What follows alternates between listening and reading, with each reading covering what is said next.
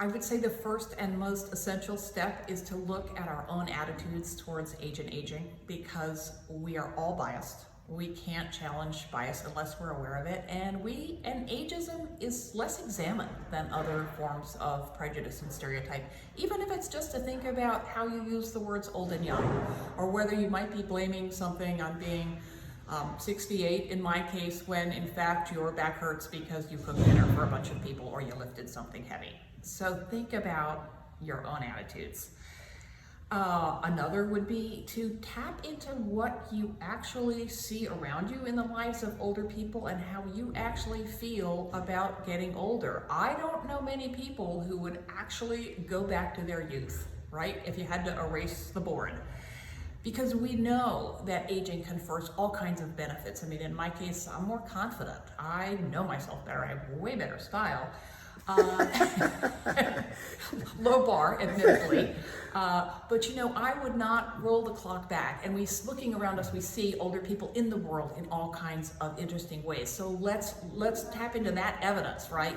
As a counterpoint to the dominant narrative that it's all awful north of 33 or whatever, because that's not the lived reality everywhere around us in our own lives either.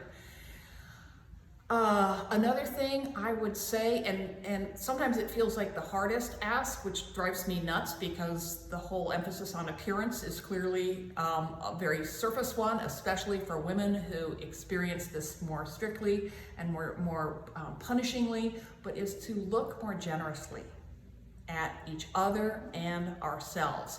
Where does this narrative that wrinkles are ugly come from? It comes from the multi-billion-dollar anti-aging piece of the beauty industry, right? And I think women's harshest critics can be each other sometimes, because we live in a misogynistic, patriarchal culture in which women are judged by our looks more harshly. It's that double standard of aging.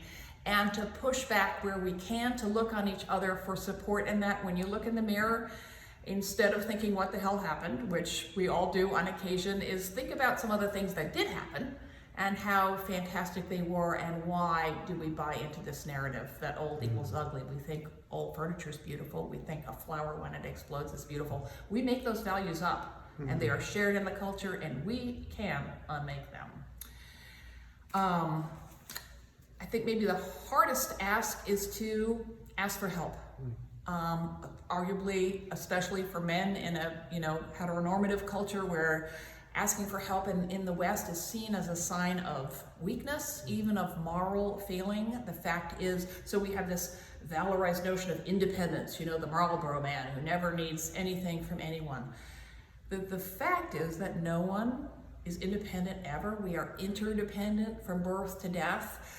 We likewise have this idea of asking for help as a one-way transaction. I'm going to burden you by saying, could you take me to the doctor? Or could you carry my suitcase? Whatever it is. Could you hold my hand as I go down the treacherous steps at the Modern Elder Academy? Yeah, we're not very ADA accessible here. And that there should be two things: that asking for help enriches the person who gives it. We love to help others. So think about the contradiction there. If we love to help others, then it ought to be easier to ask for help, right? And to acknowledge that these are two-way transactions, and that there shouldn't be shame in them. And the fact is, cognitive decline is not inevitable, but some degree of physical decline is, and asking for help connects us to each other and keeps us safer and keeps you happier. It does. If we can strip the shame away. Shame is never a friend.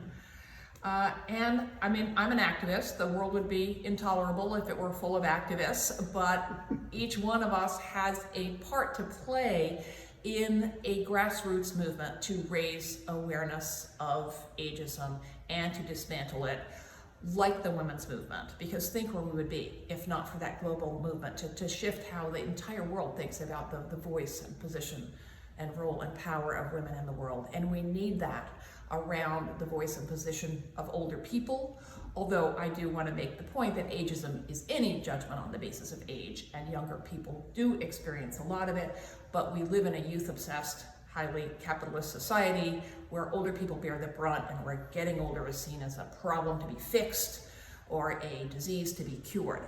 So when we, if you think of consciousness raising as a really powerful tool here, I mean, I looked around when I was writing about it, like, is there some more modern equivalent? It has this kind of 60s ring to it, but consciousness raising catalyzed the women's movement because women came together and shared their stories and realized that what they had been thinking of as personal problems or personal failings or widely shared experiences that we could come together and do something about, right? They were powered by social and economic forces bigger than us. Sexism, patriarchy, misogyny, right? And that moment of realizing, oh, it's not me, I need to examine my own attitudes, but there were structural forces at work here. That moment is called cognitive liberation. It is liberating. The minute you see your own ageism, you start to see it in the world around you. And that is really empowering. And there's a phrase for it I learned, geeky me, called cognitive liberation. And that moment of awareness is the linchpin of movement building. You may not be a joiner. The word activist may give you the heebie-jeebies. That's fine. We each have to negotiate this stuff in our own way and at our own time, you know. So, but at a minimum, think about your own attitudes. You know, if you think that the culture has made you less desirable, less interesting, less whatever than you were when you were younger, think about where those messages come from and what purpose they serve.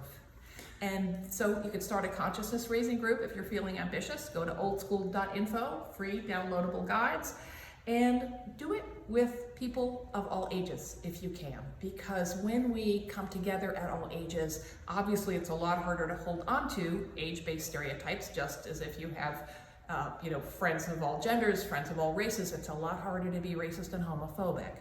And that way we olders remember how hard it is to be young. It's easy to lose sight of that. And younger people have models of how much most of us enjoy getting older and realize, you know, how much of our youth we spend needlessly worrying about getting older and how we can support each other in youth and in old age. Thank you, Ashton, here in the Frida Kahlo room. You know you're in Mexico because Frida MEA. is everywhere. All right.